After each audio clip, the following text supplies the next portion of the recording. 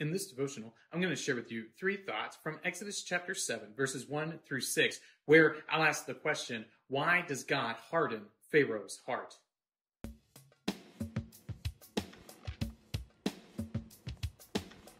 Exodus chapter 7, verses 1 through 6 says, "And the Lord said to Moses, See, I have made you like God to Pharaoh, and your brother Aaron shall be your prophet. You shall speak all that I command you, and your brother Aaron shall tell Pharaoh to let the people of Israel go out of his land. But I will harden Pharaoh's heart, and though I multiply my signs and wonders in the land of Egypt, Pharaoh will not listen to you. Then I will lay my hand on Egypt and bring my host, my people, the children of Israel, out of the land of Egypt by great acts of judgment. The Egyptians shall know that I am the Lord when I stretch out my hand against Egypt and bring out the people of Israel from among them." Moses and Aaron did so. They did just as the Lord commanded them.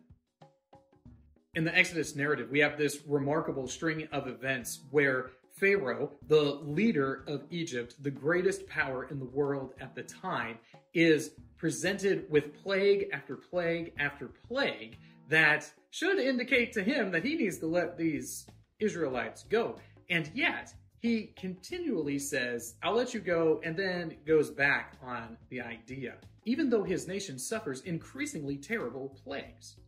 Why does this happen?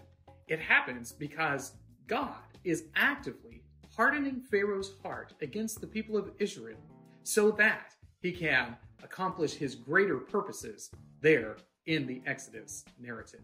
Here are 3 thoughts from Exodus chapter 7, verses 1 through 6, answering the question, why does God harden Pharaoh's heart? Thought number 1, to judge Egypt. This is one of the great judgments that takes place in the biblical narrative. In the biblical story, the judgment of God against the Egyptians is one of the most significant national judgments that takes place.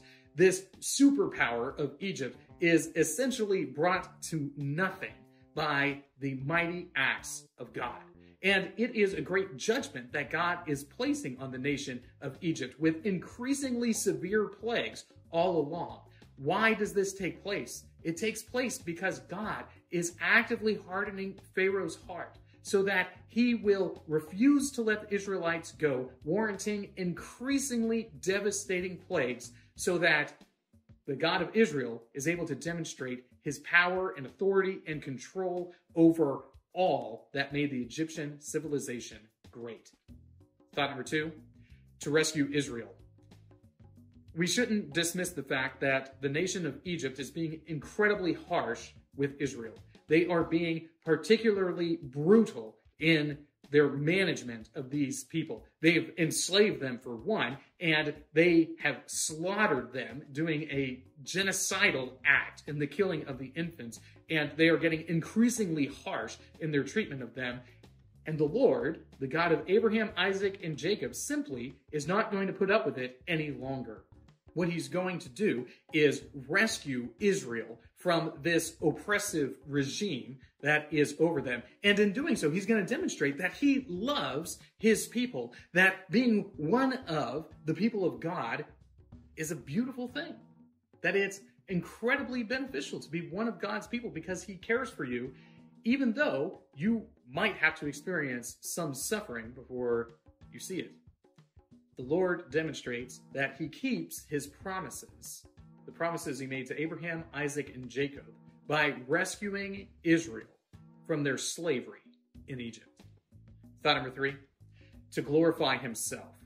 God ultimately is glorifying himself in this hardening of Pharaoh's heart, because when God hardens Pharaoh's heart, he then goes and performs all of these plagues, and all of these plagues seem to attack one of the various deities that the Egyptians worship.